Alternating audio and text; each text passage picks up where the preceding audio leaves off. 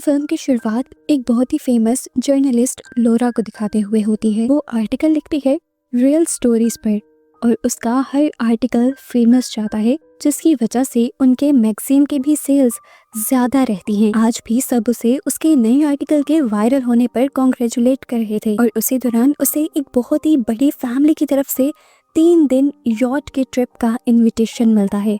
लोरा excited हो जाती है और फौरन इसे एक्सेप्ट कर लेती है। बॉस ने भी फौरन उसे लीव्स दे दी थी क्योंकि उसकी परफॉर्मेंस अच्छी थी। फाइनली यॉट पर पहुंचने पर बहुत ही बड़े बड़े लोग उसका वेलकम करते हैं और यहीं पर उसे बेन भी मिल जाता है, जिससे उसने हर ताल्लुक खत्म कर दिया था और वो नहीं चाहती थी कि उसका ये अच्छा सा ट्रिप अब बेन की वजह से स्पॉइल हो जाए। बेन उसके चेहरे से उसकी सारी बातें पढ़ लेता है और उसके पास आकर कहता है, जो तुम सोच रही हो मैं भी वैसा ही सोचता हूँ। हम दोनों का एक दूसरे से कोई ताल्लुक नहीं है।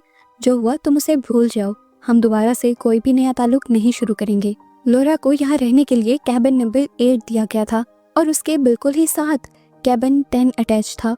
कैबिन 10 के अंदर कोई सिगरेट पी रहा था और यॉट के मूव करने पर उन सिगरेट के बट्स लोरा के रूम में आ जाते हैं, जिन्हें वो उठाकर डस्टबिन में गिरा देती है। ये सब लोग लाउंज में आ जाते हैं, एक दूसरे से अपना इंट्रोडक्शन करवाते हैं और यहीं पर लोरा को पता चलता है कि बेन यहाँ पर एज फोटोग्राफर आया था। खैर सबको डिनर का टाइम बता दिया जाता है और सबको ही टाइम पर आने को कहा जाता है। लोरा अपने रूम में जाकर तैयार होने लग जाती है और फिर डिनर के लिए आती है। ये डिनर रिचर्ड नाम के एक अमीर आदमी ने रखा था। असल में रिचर्ड की भी सारी दौलत उसकी नहीं थी, उसकी बीमार वाइफ एन की थी, जो डिनर के ठीक दौरान लोरा को अपने पास अपने रूम में बुला लेती है। वो लोरा से कहती है, मैं तुम्हारी बहुत बड़ी फैन हूँ। मैंने तुम्हारे सारे ही आर्टिकल्स पढ़े हैं और सभी मुझे बहुत पसंद है। आज मैंने भी कुछ लिखा है, क्या तुम इसे पढ़कर बता सकती हो कि मैंने कैसा लिखा है? वो लोरा को एक पेज पकड़ा देती है और लोरा उसे पढ़कर शॉक रह जाती है, क्योंकि एन ने अपनी सारी ही प्रॉपर्टी और बैंक बैलेंस ट्रस्ट के नाम कर दिया था। वो एन से पूछती है, आपने ऐसा क्यों किया?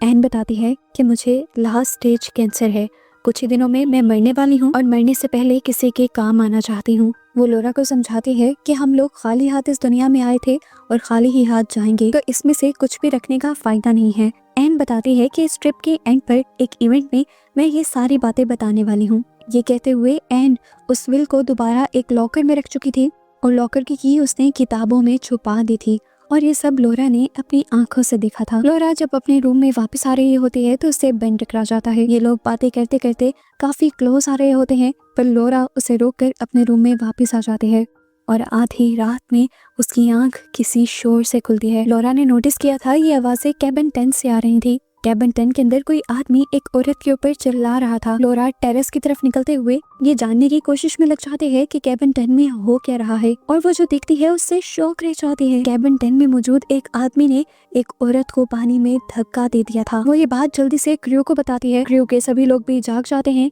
और लोरा की बताई लड़की की तलाश में लग जाते हैं, लेकिन आसपास पानी में उन्हें कोई भी नहीं मिलता। लोरा उन्हें यकीन दिलवाती है कि मैंने अपनी आंखों से उस लड़की को पानी में गिरते हुए देखा है। ये सुनते हुए क्रू पहले सभी मेहमानों का डाटा चेक करने लगते हैं। पता चलता है कि जितने मेहमान यहाँ पर इनवाइटेड थे, सारे ही मेहमान और क्रू मेंबर्स यहाँ पर पूरे थे। इसी वजह से कैबिन क्रू को लगता है कि या तो लोरा ने बुरा ख्वाब देखा है या फिर उसे हेलुसिनेशंस हो रहे हैं। लोरा अभी भी श्योर थी कि कैबिन 10 में से कोई गिरा था। क्रू के लोग उसे बताते हैं कि कैबिन 10 तो कभी खुला ही नहीं। वो कहती है, डिनर पर जाने से पहले कोई मेरा पीछा कर रहा था। मैं खुद छुपने के लिए कैबिन 10 के अंदर गई थी। कैबिन 10 खुला हुआ था और मैंने वहाँ पर एक लड़की को शॉवर लेते हुए भी देखा था। आप लोगों को मुझ पर यकीन नहीं आ रहा ना? वहाँ पर किसी ने सिगरेट भी पी थी और पहले ही दिन सिगरेट के फिल्टर्स आकर मेरे रूम में गिरे थे। वो अपनी डस्टबिन चेक करती है तो फिल्टर्स उसमें नहीं थे। साफ जाहिर था कि कोई ये सब छुपा रहा था।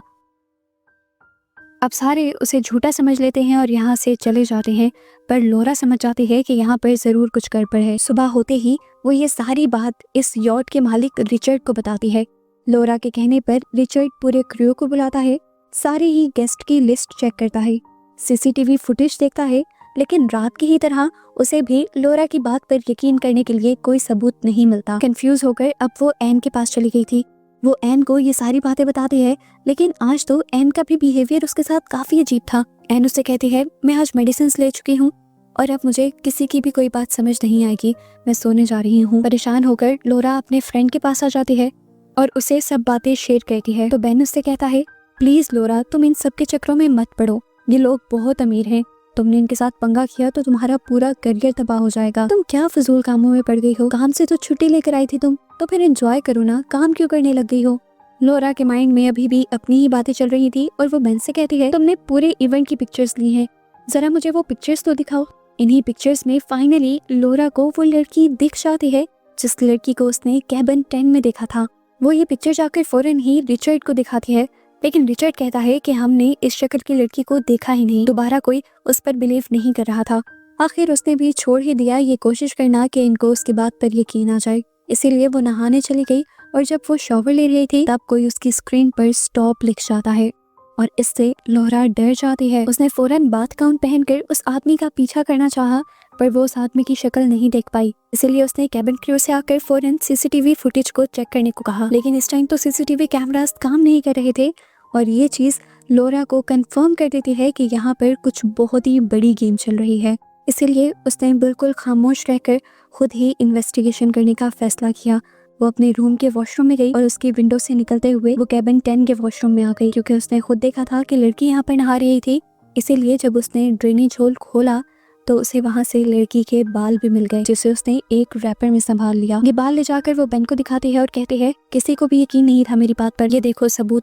मैंने कहा था ना कि कैबिन 10 में कोई लड़की है जिसे किसी ने मार दिया है, और अब मैं ये बात पता कर रहूंगी कि आखिर वो कौन थी जिसको मार दिया गया। उसने रूम में जाकर इन बालों को अब छुपा दिया था। थोड़ी देर बाद यहाँ पर एक बहुत बड़ी सोशल मीडिया इन्फ्लुएंसर उसे बुलाकर कहती है, तुम ये जो सब कर रही हो इसे मत करो। क्या प्रूफ करना चाहती हो? अगर कुछ मिल भी गया तो उससे इन लोगों को कोई नुकसान नहीं होगा, उल्टा ये तुम्हारा ही करियर तबाह कर देंगे। लोरा उसकी बात सुनती है और इग्नोर कर देती है। फिर वो कैबिन क्रू के पास आती है।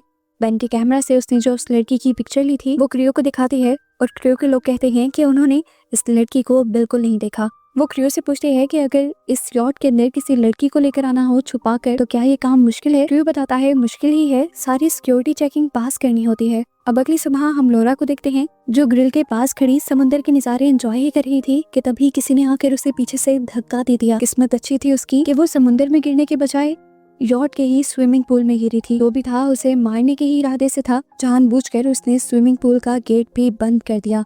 लोरा इस गेट को खोलने के लिए इस गेट को जोर जोर से बजाने लगी, लेकिन कोई गेट नहीं खुल रहा था। इधर मीटिंग डेक के अंदर से स्विमिंग पूल नजर आता था। मीटिंग डेक के अंदर एक औरत लोरा को नोटिस कर लेती है और जल्दी से स्विमिंग पूल खुलवा कर उसकी जान बचा लेती है। उसे जब होश आता है तो उसके पास बेन था, रिचर्ड था और डॉक्टर भी थे जो एन के डॉक्टर थे। रिचर्ड और डॉक्टर उसे कहते हैं कि तुम्हारा सिर्फ दिमाग खराब हो गया है, तुमने काफी काम किया है मुझे लगता है पिछले दिनों, जिसका असर तुम्हारे दिमाग पर हो गया है। मुझे लगता है कि तुम्हें रेस्ट करना चाहिए, इन फजूल पंगों में मत पड़ो।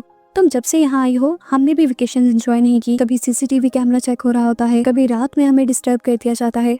चाहती क्या हो तुम? लोरा कहती है, मैं बस ये बताना चाहती हूँ कि मैंने कैबिन 10 के अंदर एक लड़की देखी थी जिसे किसी ने मार दिया है, और जो कोई भी था उसे पता चल गया है कि मुझे मर्डर का पता है, इसीलिए उसने अब मुझे भी मारने की कोशिश की। उसने मुझे पहले धक्का दिया और फिर स्विमिंग पूल का डोर बंद कर दिया। मतलब वो मुझे भी मारना चाहता है।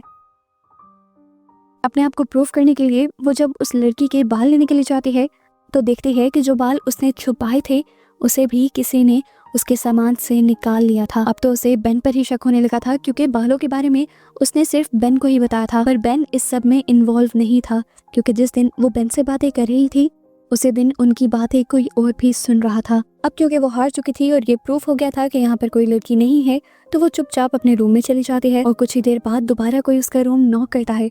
लोरा फौरन से उस लड़की के पीछे भागती है। हुडी पहनी हुई ये लड़की इंजन रूम के अंदर चली गई थी और लोरा ने यहाँ तक उसका पीछा किया था। आखिर लोरा उसको पकड़ भी लेती है और पता चलता है ये वही लड़की थी जो कैबिन 10 के अंदर थी। लोरा जब उसकी हुडी उतारती है तो साथ में उसकी विग भी उतर जाती है और लोरा को पता चलता है कि ये और कोई नहीं बल्कि एन है। इससे पहले कि लोरा ये जाकर बात किसी और को बता देती, एन उसके सर पर कोई चीज मारते हुए उसे बेहोश कर देती है।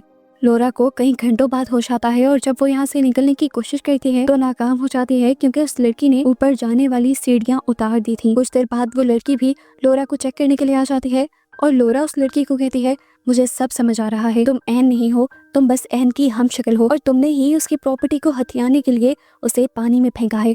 अब मुझे सारी गेम समझ आ रही है। रोते रोते वो लड़की बताती है, नहीं, तुम जो कह रही हो वो सब झूठ है, मैं तो यहाँ पर बस थोड़े से पैसों की लालच में आ गई थी, मुझे नहीं पता था कि कहानी इतनी बढ़ जाएगी।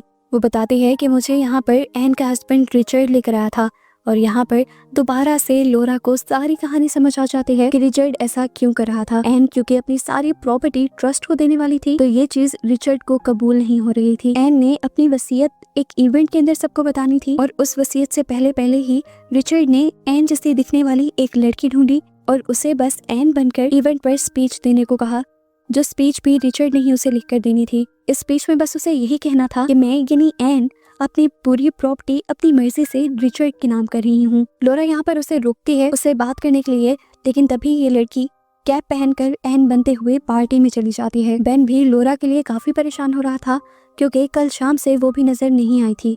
वो जब उसके रूम में चेक करने के लिए जाता है तो अंदर से डॉक्टर मेहता निकलते हैं। वो बताते हैं कि लोरा की तबीयत काफी खराब है, मैंने उसे इंजेक्शन देकर सुलाया है, तुम अभी उससे नहीं मिल सकते। दरअसल वो जानते थे कि लोरा रूम में नहीं है और इसीलिए वो परेशान थे क्योंकि वो रिचर्ड के साथ मिले हुए थे। रिचर्ड डॉक्टर से कहते हैं कि जैसे ही वो लड़की मिले उसे जहर का इंजेक्शन देकर मार देना। वो लड़की जो एन बनी हुई इसी रूम के वॉशरूम में थी, वो सारा प्लान रिचर्ड का सुन चुकी थी और समझ गई थी कि ये लोग लोरा को मार देंगे। इसलिए आधी रात में सबके सोते ही वो लड़की लोरा के पास जाती है और उसे बता देती है कि ये लोग तुम्हें मारने का प्लान कर रहे हैं। लोरा उसे कहती है फिक्र मत करो, मैं तो किसी तरह बच जाऊंगी, लेकिन असल खतरा तुम्हारी जान को है। जैसे ही तुम उनका मकसद पूरा कर दोगी तुम उनकी बहुत बड़ी राजदार बन जाओगी और ऐसे लोग अपने राजदारों को छोड़ते नहीं हैं बल्कि मार देते हैं। वैसे भी तुम उसकी वाइफ एन के मर्डर की विटनेस भी हो। ये बातें सुनकर वो लड़की रोने लग जाती है और एन उससे कहती है लेकिन तुम फिक्र मत करना, मैं तुम्हें बचा लूंगी और सजा असल मुजरिमों को ही मिलेगी। लोरा इस लड़की की मदद से यहाँ से बाहर निकल जाती है और सबसे पहले एन के रूम में जाकर उसकी लाइब्रेरी से वो चाबी निकालती है और उसका पर्सनल ड्रॉर खोलते हुए उसकी विल निकाल कर छुपा लेती है। और इससे पहले कि वो यहाँ से भाग जाती, डॉक्टर मेहता और रिचर्ड उसके पीछे पड़ जाते हैं उसे मारने के लिए। डॉक्टर मेहता के हाथ में इस टाइम जहर का इंजेक्शन था। वो शिप के कॉरिडोर में लोरा का पीछा कर रहे थे, लेकिन तभी दूसरी तरफ से यहाँ पर बेन भी आ जाता है जो लोरा की जान बचाने के लिए डॉक्टर मेहता को पकड़ लेता है और डॉक्टर मेहता के हाथ में मौजूद इंजेक्शन बेन को लग जाता है और बेचारा बेन लोरा के पीछे मारा जाता है। और यहाँ से लोरा अपनी जान बचाने के लिए समुंदर में कूद जाती है जिसका पानी बहुत ज्यादा ठंडा था। रिचर्ड परेशान हो जाता है कि अब लोरा को कैसे पकड़े, तो डॉक्टर मेहता उसे कहते हैं अब तो टेंशन की बात ही नहीं, इतने ठंडे पानी में कोई भी इंसान सरवाइव नहीं कर सकता, अब तक वो मर चुकी होगी। रिचर्ड भी टेंशन फ्री हो जाता है, लेकिन लोरा को तो हम इसी ठंडे पानी के अंदर तैरते हुए देख लेते हैं। काफी देर की मेहनत के बाद वो किनारे पर भी आ जाती है और किनारे पर उसे एक छोटा सा घर मिल जाता है जहाँ पर वो रात को रहती है। दूसरी तरफ अब हमें रिचर्ड को भी दिखाया जाता है जो अपने यॉट को लेकर फाइनली उस जगह पर आ गया था जहाँ पर इन्होंने इवेंट रखना था। उस इवेंट के अंदर एन ने अपनी वसीयत सबको बतानी थी। अब वो लड़की जो एन बनी हुई थी बीमार होने का ड्रामा करते हुए रिचर्ड का सहारा लेकर स्टेज पे आती है और यहाँ पर अपनी स्पीच शुरू करती है। इस स्पीच में वो सबको वही बताती है जो रिचर्ड ने उसे कहा था कि मैं अपनी मर्जी से अपनी सारी प्रॉपर्टी अपने हस्बैंड रिचर्ड के नाम करने वाली हूँ।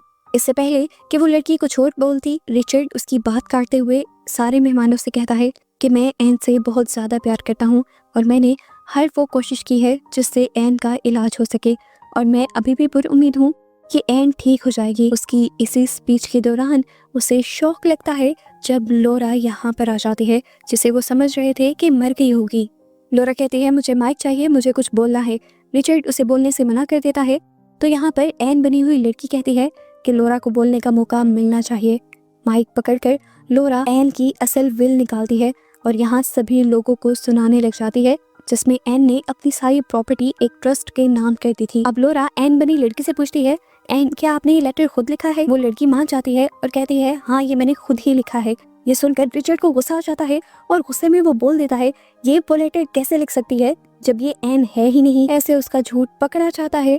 उसका धोखा सभी लोगों के सामने आ जाता है कि जरूर उसने प्रॉपर्टी के लिए अपनी वाइफ को मार दिया और वो उसकी हमशक्ल लड़की को पैसे देकर ये सब बुलवाने के लिए यहाँ लाया था। रिचर्ड को भी ये बात समझ आ गई कि अब सभी लोग उसे यहाँ से जाने नहीं देंगे, इसीलिए वो एन बनी उस लड़की के गले पर चाकू रखते हुए उसे हॉस्टेज बनाकर यहाँ से बाहर ले जाता है। एक औरत जल्दी से उठकर पुलिस को कॉल करने की कोशिश करती है, लेकिन पुलिस को यहाँ आने में टाइम लग सकता था। रिचर्ड उस लड़की को लेकर भाग रहा था। अब एन की पर्सनल असिस्टेंट जिसके पास यॉट की भी सिक्योरिटी थी, वो रिचर्ड को मारने के लिए गोली चलाती है, लेकिन उसका निशाना चूक जाता है और रिचर्ड फिर भी यहाँ से चलता रहता है। तभी यहाँ पर भागती हुई लोरा आती है और अपने हाथ में पकड़े हुए रॉड से रिचर्ड के ऊपर हमला कर देती है, जिससे वो बेहोश हो जाता है।